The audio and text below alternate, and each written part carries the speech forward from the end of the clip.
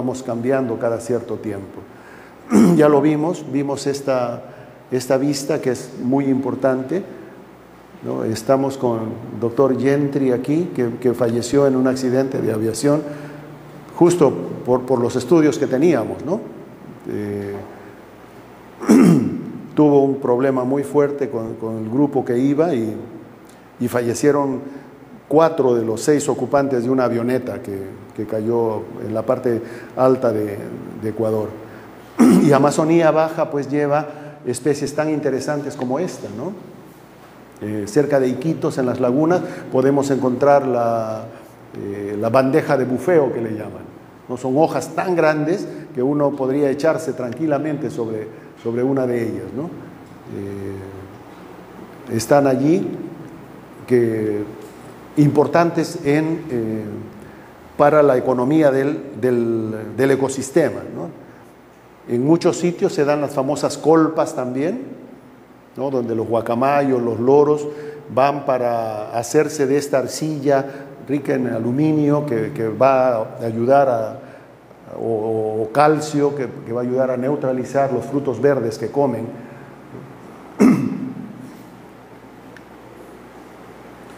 Finalmente, en cuanto a las ecorregiones, tenemos la famosa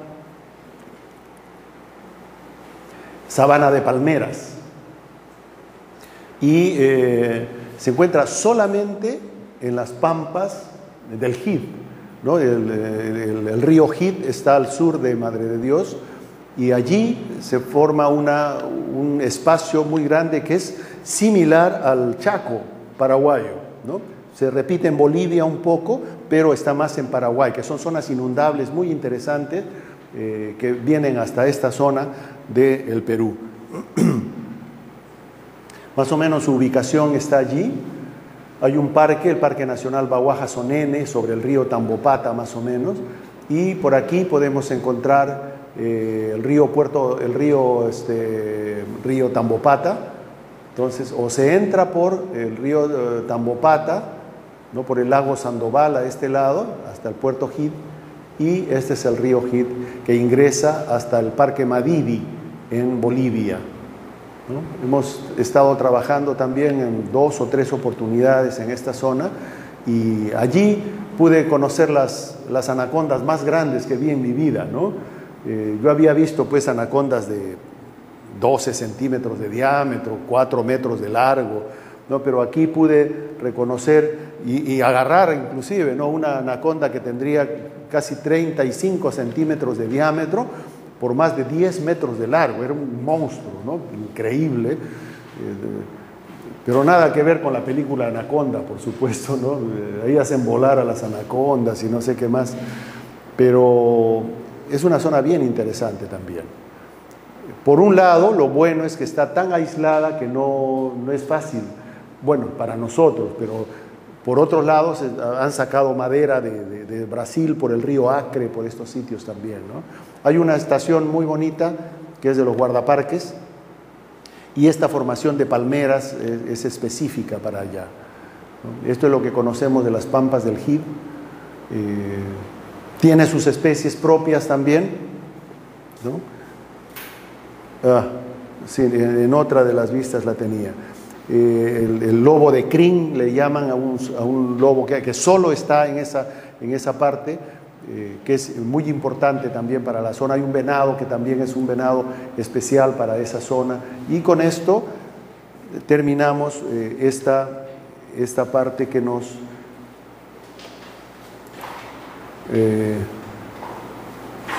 agita tanto. Hay un poquito más de la otra clase que tiene que ver especialmente con la parte de... Sí, lo que quiero que pasemos, la parte de los conceptos que están... Eso está, a ver... Esta era medio ambiente, ¿no? Ah, ya está aquí. Ah, chévere. Sí. Ya. Como recursos sostenibles simplemente, y vamos a hacerlo un poquito rápido, ya están ustedes sobre la hora.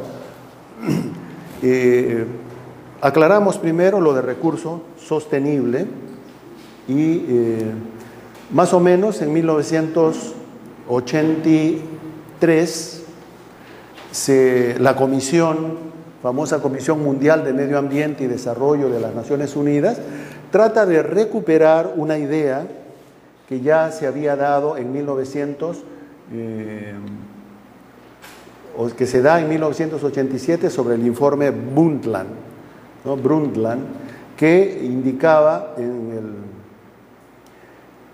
una posición que se toma en la Declaración de Río de 1992, ¿no? Y esta decía que en cuanto a la sostenibilidad de recursos, ¿no? Decía que la sostenibilidad tiene que ver con satisfacer las necesidades de las naciones presentes sin comprometer las posibilidades de las generaciones del futuro para atender sus propias necesidades. O sea, el manejar bien mis recursos ahora daría la posibilidad de que las generaciones futuras no sufrieran la falta de esos recursos. Si yo manejo bien hoy lo que tengo, voy a asegurar la supervivencia de los que vienen después. Pero desgraciadamente esto no les interesa a mucha gente, ¿no? Yo trabajé después del proyecto Flora del Perú en un proyecto de reforestación en Selva Central, en Chanchamayo. Y nosotros hacíamos viveros de plantas de importancia económica. En Chanchamayo ustedes saben que es una zona cafetalera, ¿no? Todo Chanchamayo. Y utilizan para la sombra del café el pacay o la guava, que lo único bueno que tiene para la gente son los frutos, porque son más o menos agradables, pero después ese árbol no sirve para leña, no sirve casi para nada. Y lo que sí es una leguminosa, es una fabácea que tiene bacterias que fijan nitrógeno del ambiente para darle al suelo, y esto es lo mejor, y la gente no tiene ni idea de que esto sucede así. Ellos simplemente siembran guava y se acabó. Entonces nosotros empezamos en el Ministerio de Agricultura, en el proyecto Reforestación, a sembrar otras leguminosas que podían tener doble propósito, y sembramos tornillo, que después del cedro es la mejor madera que hay, para muebles, para casas, para montones de cosas. Y nos empezamos a regalar a la gente. A mí me tocó hacer también de extensionista en algún momento, y fui a algunos sitios y le decía a la gente, bueno, le hemos traído plantones para que reemplace sus guavas, sus pacay como sombra del café, y siembre tornillo, que después de 20 años usted va a tener madera. La gente medio que se animó un poco hasta que salió un viejito por ahí. Oiga, me decía, ¿y cuántos años tengo que esperar para tener madera? La maté, ¿no? Le digo, bueno, 20 años más o menos para que pueda tener madera. 20 años, pero yo ya me voy a morir, ¿qué 20 años ni nada? Yo ya no lo voy a ver. Claro que no, yo tampoco probablemente, le digo, pero si usted asegura eso ahora, sus hijos y sus nietos van a tener que vender después. La respuesta me mató, ¿ah? La respuesta me dejó en el suelo. Así con todas sus palabras me dijo, no, me dijo, si yo me he jodido cuando era joven, que se jodan ellos también. Así de frente.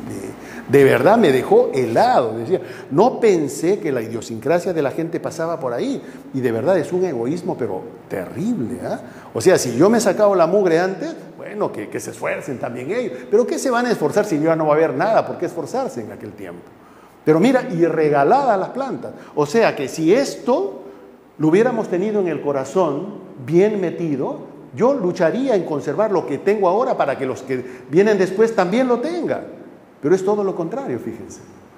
Entonces, esto qué difícil que se pueda cumplir cuando no tenemos las cosas bien claras. Ahora, el ámbito del desarrollo sostenible puede dividirse conceptualmente en tres partes. Eso es ahora que conocemos que si se descuida uno de estos conceptos o uno de estos espacios, no funciona la sostenibilidad. Si no atendemos la parte ecológica, económica y social al mismo tiempo, no va a funcionar. Y casi siempre se hizo solamente lo ecológico. Se trabajó en mantener la ecología, pero no se estaba pensando en la parte social. ¿Y qué va a comer la gente si yo solamente me dedico a defender la naturaleza? ¿De qué se va a alimentar la gente? Sacamos a toda la gente de un parque nacional y cuidamos como si nada. ¿Y esa gente a dónde la vas a meter?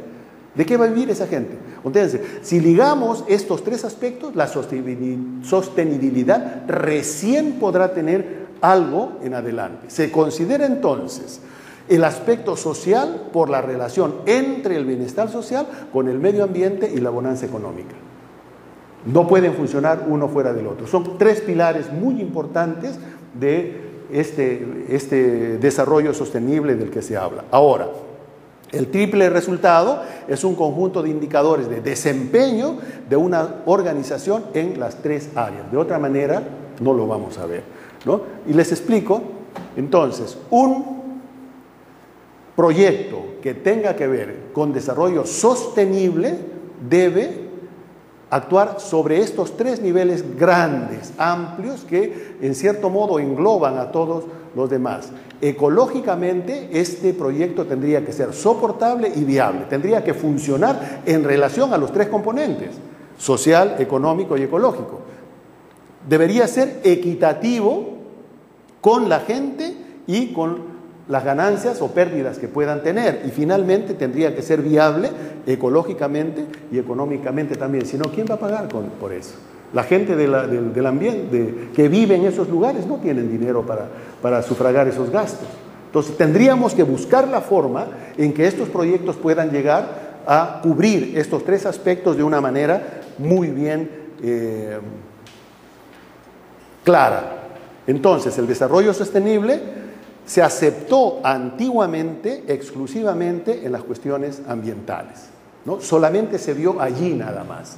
Y ahí fue el error grande, porque hasta ahora no pueden funcionar estos proyectos, porque tienen el ingrediente ecológico mucho más fuerte que todo lo demás, pero solamente en idea, porque se sigue destruyendo la naturaleza, ¿no? Está en el papel, por lo dicho. Entonces, el documento final de la Cumbre Mundial de 2005 se refiere a los tres componentes del desarrollo sostenible, que son, primero, lo repetimos entonces, el desarrollo económico, el desarrollo social y la protección del medio ambiente como pilares interdependientes que se refuerzan mutuamente. Es la única forma que se reconoce hoy que puede funcionar la sostenibilidad de los recursos, pero nadie lo está poniendo en práctica. Ese es nuestro gran problema. El Congreso todavía no se ha dado cuenta de eso, ¿no? Porque están trabajando en cualquiera de los problemas, o sea, se dedican a la parte social 100% y han descuidado la parte ecológica. No se habla de reciclar basura, no se habla de cuidar las condiciones del medio ambiente, no se habla de nada de esto. O se están preocupando en darles trabajo de tal manera, crear espacios de trabajo para todo el mundo, pero nadie se dedica a la parte social o a la parte ecológica por otro lado. Si estos tres pilares no son interdependientes y se refuerzan mutuamente, estamos perdidos. No vamos a lograr lo que se requiere. Y esto ya está aceptado, miren, desde 2005. Ya está aceptado mundialmente, pero igual, las naciones grandes tampoco quisieron firmar estos acuerdos, ¿no? Ahora, el objetivo final del desarrollo sostenible es definir proyectos viables y reconciliar estos tres aspectos, económico, social y ambiental, de las actividades humanas. Eso no puede nacer en la universidad es muy tarde, tiene que empezar desde abajo, ¿no? Esa es mi idea. Yo estoy completamente seguro, si no empezamos desde abajo, en los nidos, en los jardines de la infancia, cuando tengan los estudiantes la edad que tienen ustedes, va a ser muy difícil que este concepto pueda lograr calar hasta de tal profundidad que busquemos este componente. Fue tan difícil para nosotros, ¿no?, que haciendo investigación podamos dedicarnos a proyectar a la sociedad. No pudimos hacerlo hasta que tuvimos que luchar un montón. Lo hicimos un tiempo y tuvimos que abandonarlo. Yo ya no estoy en ese proyecto. Los demás siguen otra línea del proyecto en general, y finalmente hemos perdido la visión otra vez.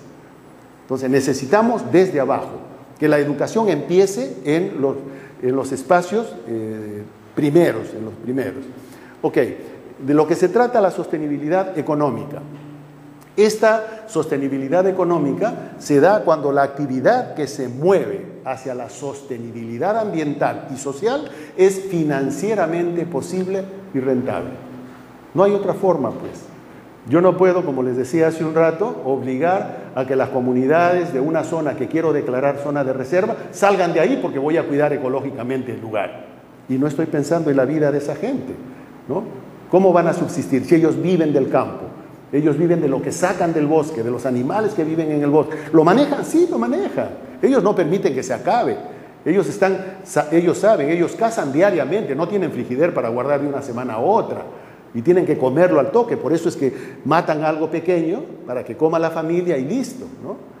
Pero si no se da esta sostenibilidad económica, no va a ser posible que funcione lo demás. En cuanto a la sostenibilidad social, debe estar basada en el mantenimiento de la cohesión social y de su habilidad para trabajar en la persecución de objetivos comunes, cuidado del ambiente, trabajo para todos, etcétera. Pero no es un componente que vaya solo, ¿no? Igualito, tenemos que pensar en estos tres elementos que son grandes, pero difíciles de sostener.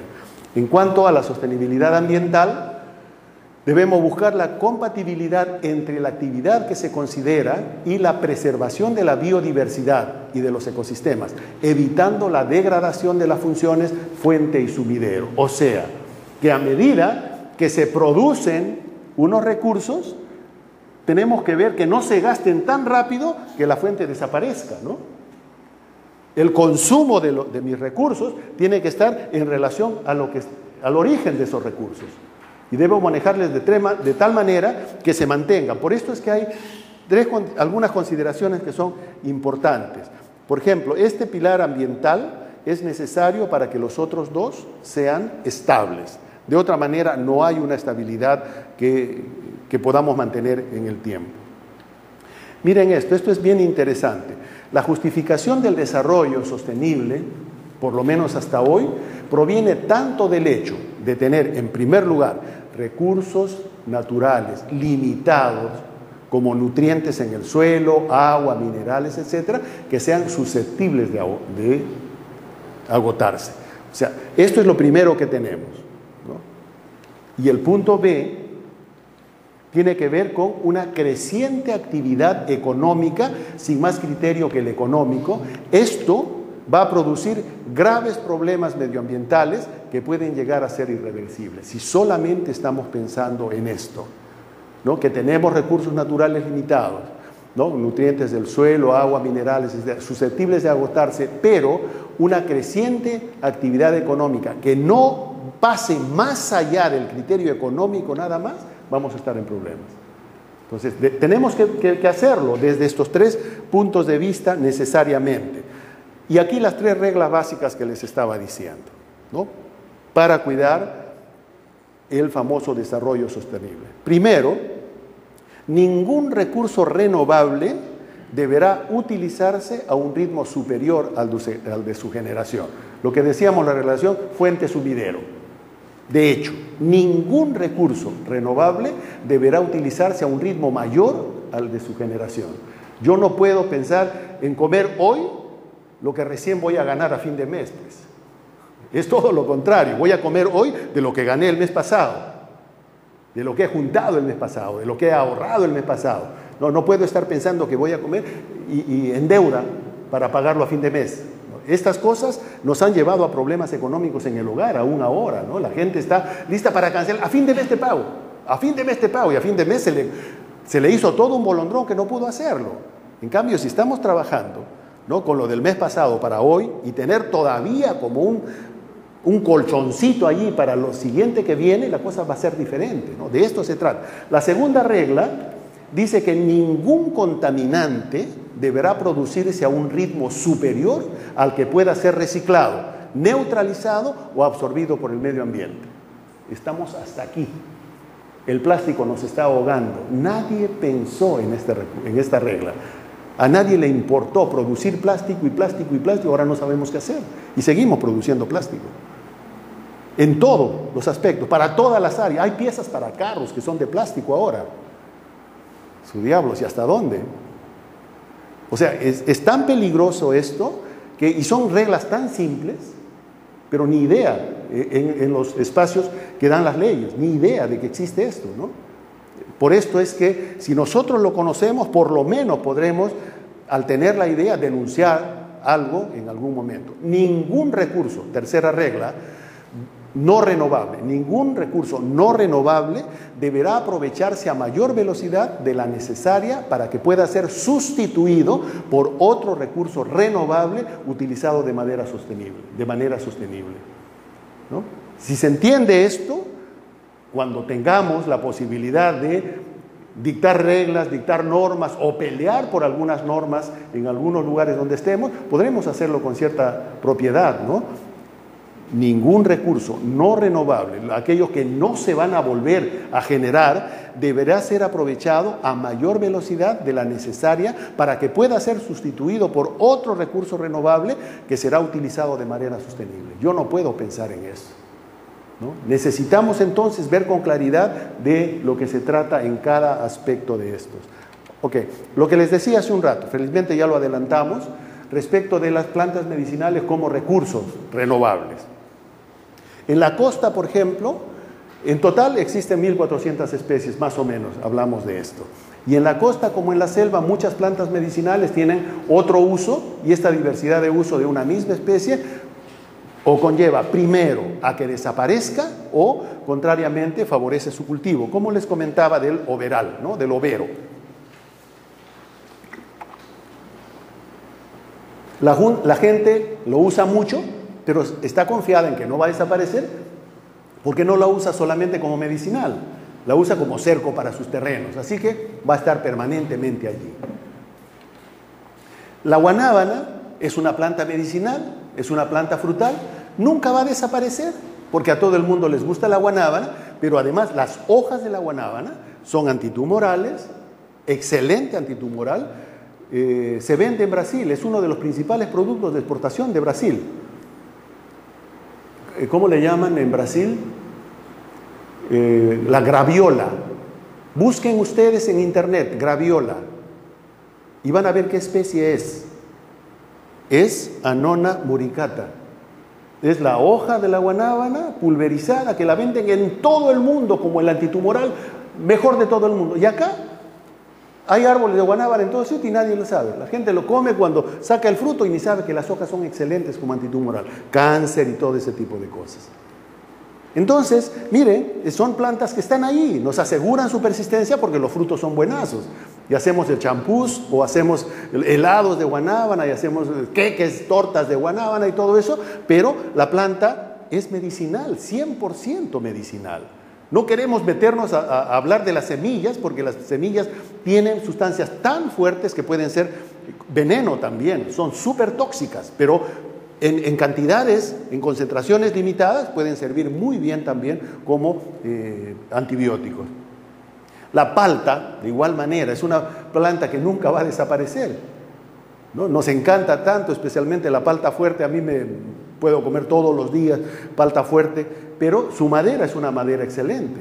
Prefiero utilizarla como fruta que como madera, definitivamente, y va a estar ahí, ¿no? Cubriendo ese aspecto. La pepa, la semilla de la palta, se usa como colorante. Yo recuerdo mucho hasta hoy, en mi casa éramos 15 hermanos, ¿no? Éramos 8 varones y 7 mujeres y marcábamos nuestros calzoncillos con pepa de palta. No sé si ustedes han visto eso antes. Envolvíamos la pepa de la palta con nuestra ropa interior y con un clavito poníamos nuestras letras. Entonces la sustancia marrón pasaba a la tela y era eterna. Nunca se borraban esas marcas y nadie confundía su ropa interior, por supuesto, ¿no? Y están ahí.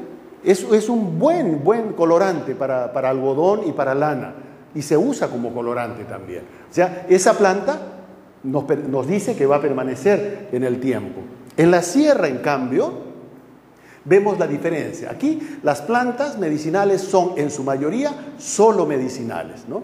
Es cierto que existen muchas que tienen varios usos, pero generalmente son arbustivas o arbóreas. Son las más conocidas y las de mayor uso en la costa, las plantas de la sierra. Vaya usted al mercado, pregunte por plantas medicinales. ¿De dónde viene, señor?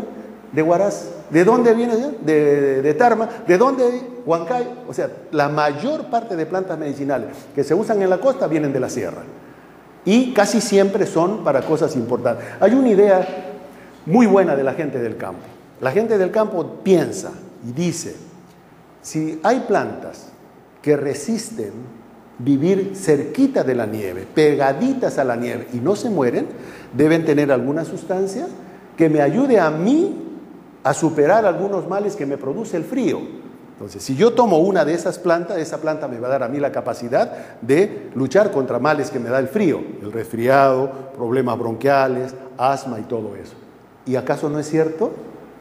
La mayor parte de plantas, asma chilca, la huira, toditas vienen de la puna, al ladito de la nieve.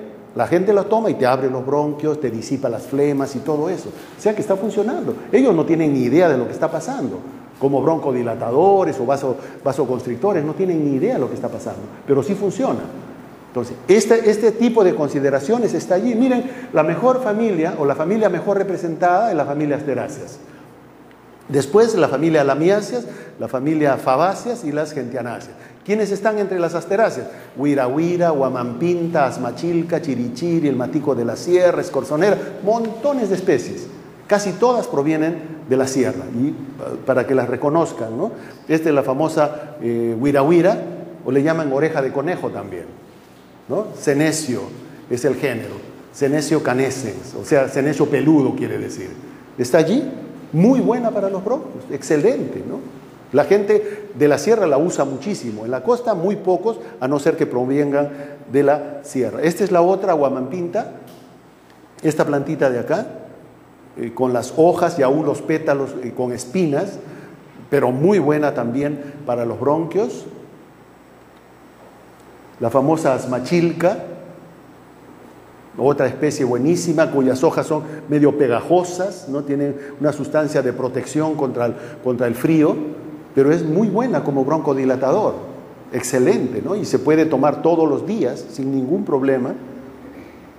Está esta otra especie que es específica para problemas hepáticos, ¿no? Problemas hepáticos y biliares. Busque usted carqueja, busque usted en el mercado quimsacuchu, quiere decir 3 esquinas. Miren, los tallos se han convertido en hojas. Los tallos tienen unas alas, 3 alas, una a cada lado alrededor, a lo largo de toda la planta.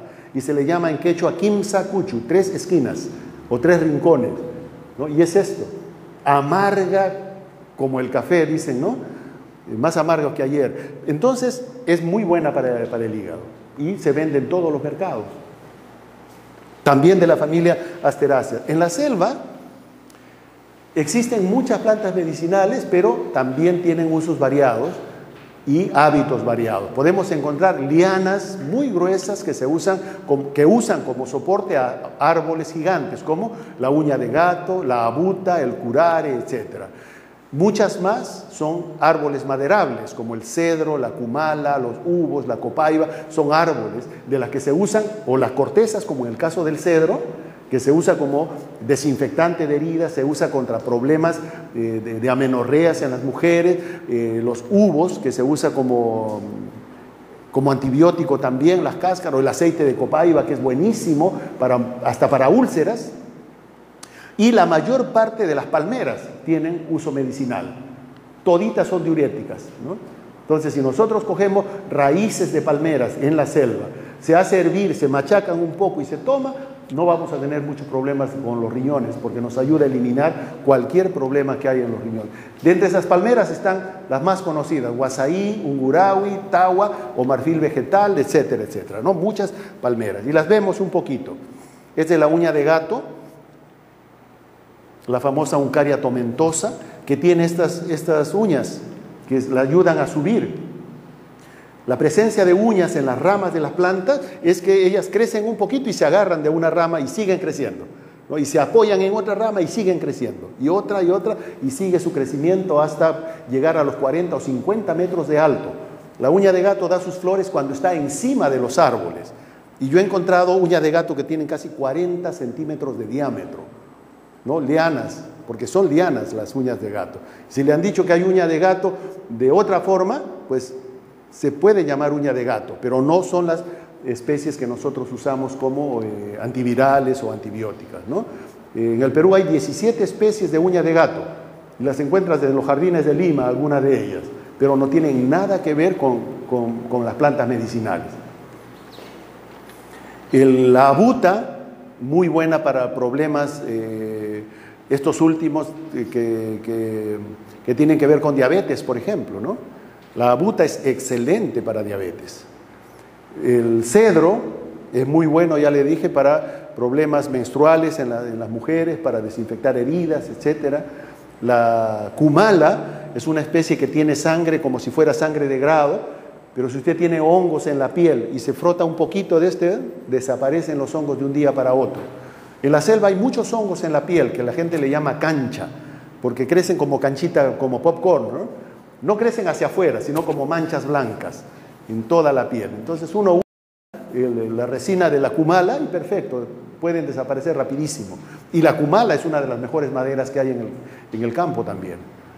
Así que muchas especies tienen este doble uso.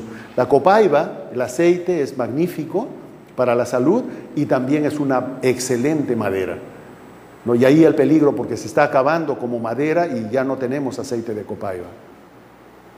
El ubos, que les decía, es una ciruela también, el género Spondias, muy alta, los árboles pueden tener más de 40 metros de alto, los frutos son riquísimos en mermelada, en refrescos, y los animales lo prefieren muy bien, pero la gente prefiere usarlos como madera.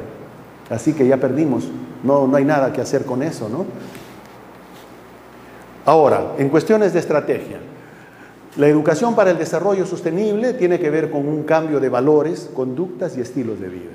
No hay nada que hacer, necesitamos eso, pero serían necesarios por lo menos 20 años para poder formar a una nueva generación con estos principios en sus mentes y por supuesto en sus corazones. Ahora, la educación se tiene que entender como un reflejo de la sociedad, ¿no? Necesitamos una sociedad más o menos estable, con buen propósito para el futuro, tenemos que educarlos bien y es necesaria la especial implicación de los gobiernos y de los agentes nacionales y locales para que esto funcione. De otra manera no va a ser posible. El caso de la rataña es un caso muy interesante que me gustaría solamente comentarse. ¿Alguien conoce la rataña o escuchó hablar de la rataña?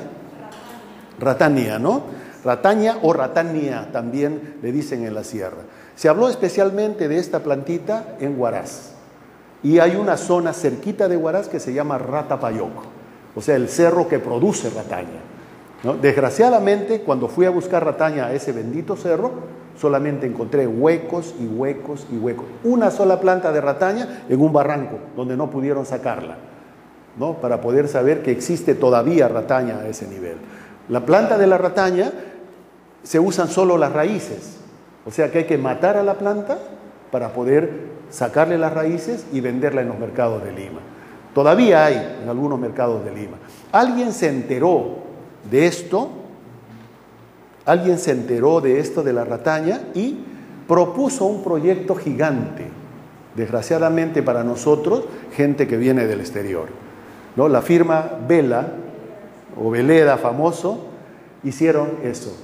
Llegaron a un acuerdo con los componentes de las comunidades de San Antonio en Arequipa, incluyeron más de 4.000 hectáreas en su proyecto y empezaron a estudiar la rataña. Estudiaron su componente biológico en primer lugar, cuánto tiempo necesita para crecer, cuál es su sistema de vida y se dieron con la terrible y tremenda sorpresa porque varios habían tratado de sembrar la rataña y no lograron que produjera. La planta de la rataña es hemiparásita. Si no está asociada a otras especies, pegada a sus raíces, nunca va a crecer. Entonces se descubrió eso felizmente, se propuso este proyecto gigante, ¿no? Teniendo como componente principal la protección del recurso, o sea, su sostenibilidad biológica. En primer lugar, definieron la especie. Está ahí, identidad taxonómica y biología básica del recurso. Segundo, establecieron una cosecha sostenible. En esas 4.000, que al principio fueron 2.000 hectáreas, solamente se podía cosechar una misma planta cada 5 años y colectar una tercera parte de las raíces, nada más, de esa planta. Y después de 5 años, volver a colectar otra parte de esas raíces. Y después de 5 años la otra. Se pudo hacer porque eran 4.000 hectáreas finalmente. Entonces, mientras ellos terminaban de recorrer esas 4.000 hectáreas en un año, o 2 años o 3, podían volver a colectar al otro espacio una nueva parte de las raíces para poder tener ese producto. Se hizo eso y el único país del mundo que exporta rataña a Alemania es Perú. Y el único país en el mundo que incluye en todas sus cremas dentales rataña es Alemania. Porque esta rataña protege de estos males que ¿cómo le llaman? El sangrado, y se le caen los dientes, las muelas, ¿no? Tiene un nombre. ¿Perdón? Gingivitis, algo así, pero es más allá que esto, porque afloja las cavidades de los dientes. Ahora, todas las cremas dentales en Alemania tienen este producto y nosotros ni lo conocemos. Por esto vale la pena, porque ellos aseguraron este producto en una producción constante, permanente. Toda la producción va a Alemania y redujeron finalmente el impacto ecológico de la cosecha. La propuesta de manejo está allí: estudio de las bases biológicas, manejo, las indicaciones para la extracción, la regeneración natural y la sustentabilidad, registro de terrenos para cálculos del intervalo de confianza, que no bajen de un 95%, imagínense eso. O sea que tenían todo asegurado, ¿no? Finalmente, el formulario para el registro del terreno o los terrenos que se incluyen en el proyecto. Cada una de estas cosas las vimos, hemos seguido este proceso y es maravilloso, ¿no? ¿Cómo quisiéramos que todas las plantas pasen, que todas nuestras plantas peruanas pasen por ese proceso? Estaríamos asegurados completamente, ¿no? Pero es la única hasta ahora. En segundo lugar va la sangre de grado. Sangre de grado ya se está produciendo más de 5.000 hectáreas en el Perú, ¿no? Y se está dando a gran escala ahora y se exporta por cilindros, imagínense. Lastimosamente se exporta toda la materia prima. Lo ideal sería transformarla aquí en el Perú y venderla transformada, ¿no? Pero bueno, por lo menos ahí estamos. Lo que les explicaba, el territorio se divide en 5 partes, cada una de las cuales es cosechada solo en un año, es decir, cada parte es cosechada cada 5 años. La recolección uniforme en el territorio seleccionado: de cada 5 plantas existentes, solo una debe ser extraída. Las plantas extraídas deben tener al menos entre 5 y 7 años de edad, la recolección cuidadosa, de modo que las raíces no sean dañadas y las raíces de otras plantas no sean intervenidas. El corte de las raíces secundarias, todo esto, la recolección de las semillas, del relleno de los hoyos, todas las cosas estaban completamente controladas. Ahora, repito, se está trabajando con sangre de grado y es algo que me ha dado muchísimo gusto. La vez pasada me contacté con un amigo que me ha estado buscando, yo no sabía, y cuando logró ubicarme, lo llamé, está en Yurimaguas, y me dice: estoy trabajando con sangre de grado. ¿Y qué estás haciendo? Le digo: en sangre de grado estoy produciendo. Me dice: tengo más de 5.000 hectáreas de sangre de grado. Fue maravilloso para mí. Entonces me dice: ¿cuándo traes a tus alumnos? Qué bueno sería, ¿no? Me ofrece todo. El problema es que necesitaríamos siquiera unos 15 días para ir.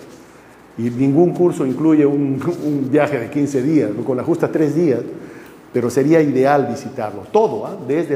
desde la siembra, la producción y todo lo demás. Está ahí, tienen el historial un poco, muy rápido, pero les he puesto las etapas del proceso productivo, la ubicación de la especie, la agrotecnología, todo a grandes rasgos, se los estoy dejando allí. Definitivamente es algo muy importante. Lo que sí nos puede llamar la atención es que se están usando los métodos antiguos para la extracción. ¿Cuáles son los métodos antiguos? Matar la planta para extraer el látex. No, pero no hay problema, porque si son 5.000 hectáreas, lo que sembraron en un año, al terminar la cosecha en los 5 años, esta ya tiene 5 años para empezar la colección, otra vez. Y esto es permanente. Ya lo están probando y les está dando muy buenos resultados. Como enriquecimiento del bosque, porque donde no había una cantidad grande de sangre de grado, se están sembrando más y más para poder hacer sostenible este producto. Así que esto lo tenemos ahí solo como como algo que deban saber ustedes y les puede ayudar un poquito, ¿no? A saber que hay posibilidades de hacerlo, pero hay que poner capital. Y ahí están los problemas. El Estado no le interesa esto, ¿no? El rendimiento de estas especies están en función del tamaño del árbol y la cantidad del lugar donde se esté colectando. La sangre de grado no requiere ni siquiera buenos terrenos. Donde la siembres, ahí crece, ¿no? Y esto los ha ayudado muchísimo. Hasta el año pasado que ya dejé de comunicarme con ellos. Ok, los dejo ahí con estos dos comentarios. Espero que les sirva por lo menos de conversación, ¿no? Y puedan en algún momento pues, llegar a otras personas que están pensando en extraer y no pensar en sembrar. Sí hay posibilidades, pero hay que estudiar el recurso, ¿no? Hay que estudiarlo en primer lugar para conocerlo bien y listo, ver cómo ponerlo en práctica. ¿Alguna consulta hasta aquí?